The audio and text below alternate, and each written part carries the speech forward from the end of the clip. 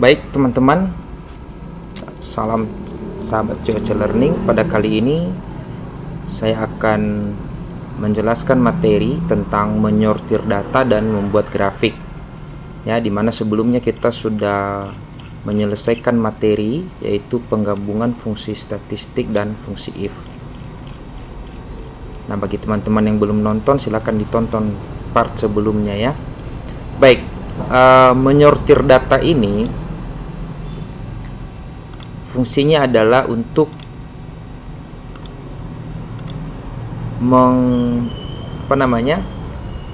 melihat atau menyusun data berdasarkan indikator tertentu.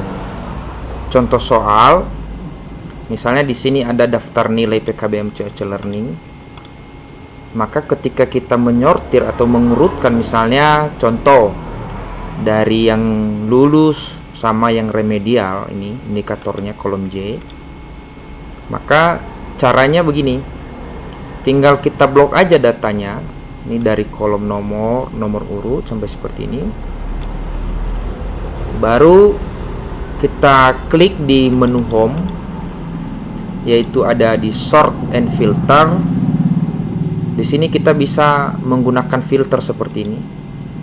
Nah, muncul ya, ini filternya. Jadi kalau misalnya kita klik bagian tertentu, misalnya kita hanya menampilkan yang lulus saja, maka kita checklist yang lulus. Maka yang muncul hanyalah yang lulus.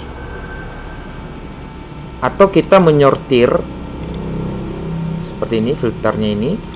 Kita mau menyortir yang hanya remedial saja, maka kita checklist yang remedial, maka muncullah yang remedial seperti itu. Nah, ini kita coba tampilkan semua lagi, select all. Bisa juga kita tampilkan ini. Nah, kita hilangkan filternya dulu ya. Bentar. Bisa juga kita urutkan berdasarkan indikator tertentu. Misalnya seperti ini, kita blok datanya.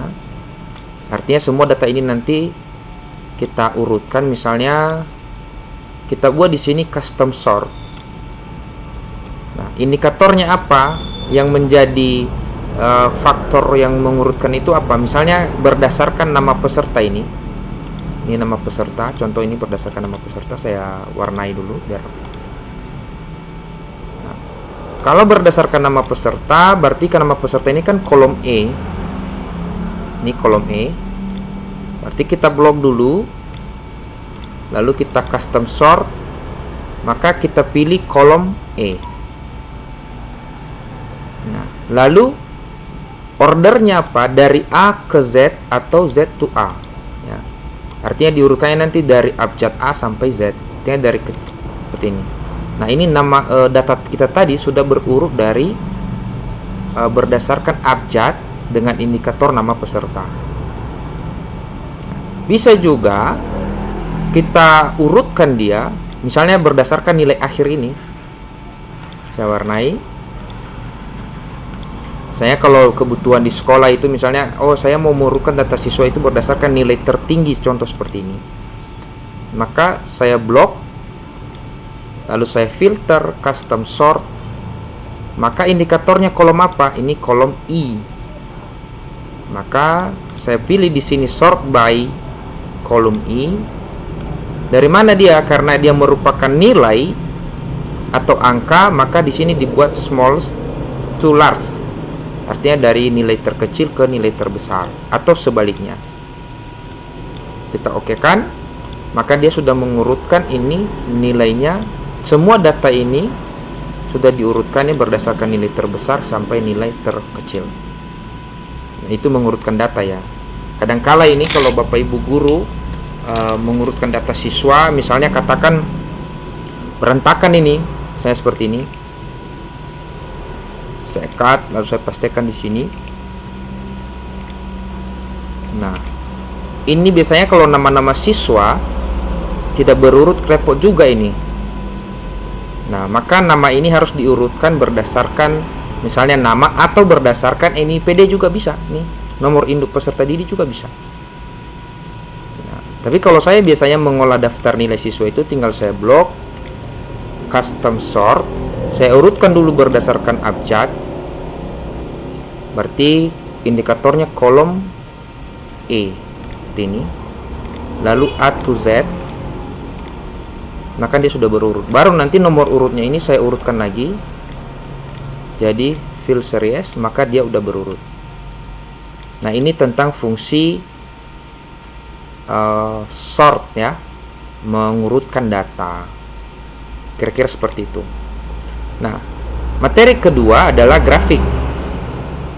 Nah, sebenarnya fungsi grafik ini adalah untuk menyajikan informasi ya, dimana kalau misalnya pimpinan kan, kalau misalnya itu misalnya data penjualan, maka dia bisa melihat dari grafik itu, oh bulan ini penjualan bertambah atau penjualan berkurang berdasarkan grafik itu. Dia lebih cepat mengambil kesimpulan sebagai bahan keputusan dari informasi yang disajikan, daripada seperti ini. Contoh ini data siswa PKBM COC Learning, ada jurusan perkantoran, Photoshop, jaringan, desain grafis. Nah, ini jumlah siswanya dari tahun 2016, 2017, 2018. Maka untuk membaca data ini kan agak repot nih. Sebenarnya yang mana sih? Nah, agar cepat bisa dipahami maka dibuat dalam bentuk grafik. Nah, cara membuat grafik itu sebenarnya tidak susah. Tinggal kita blok aja datanya. Ini kan datanya ini. Kita blok, baru insert, baru di sini ada jenis-jenis grafik. Ada kolom, ada line, P, bar, area, scatter. Bukan scatter main itu ya. Ini scatter khusus grafik juga ini. Nah, kita tinggal pilih salah satu aja yang kita sukai, misalnya seperti ini. Maka sudah terciptalah sebuah grafik. Nah, seperti ini. Artinya dari sini kita bisa melihat misalnya Photoshop. Oh, tahun 2016 dia sekian grafiknya. Berarti tahun 2017 yang warna merah. Berarti lebih banyaknya puncaknya dia di tahun 2018 lebih banyak. Nah, seperti itu. Misal yang paling rendah itu misalnya di tahun 2016 itu adalah ini perkantoran. Jadi bisa kita memahami informasi dari data yang disajikan itu lewat grafik ini lebih cepat. Apa saja yang kita kelola dalam grafik, misalnya ini nggak ada judulnya ini, berarti kita tinggal membuat di sini di menu layout. Ingat ya, tidak muncul menu layout kalau belum kita klik grafiknya. Jadi kita klik dulu grafiknya, baru layout, baru di sini ada chart title ya, atau judulnya. Seperti itu.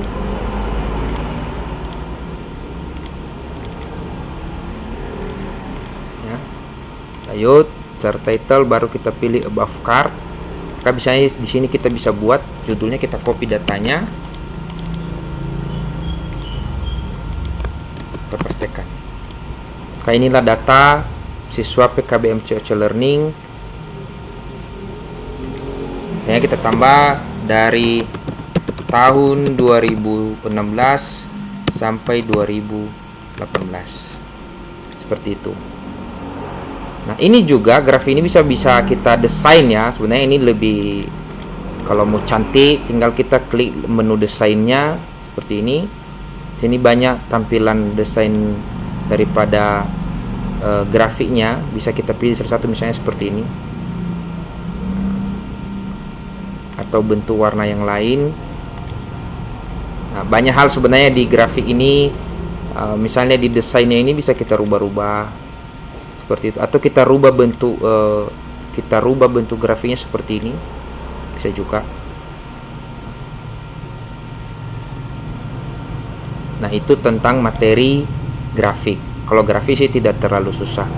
Oke, saya potong videonya teman-teman, saya lanjutkan nanti. Kita masuk di materi selanjutnya nanti tentang sebuah kuis sederhana mengerjakan daripada implementasi rumus-rumus yang kita sudah gunakan sebelumnya.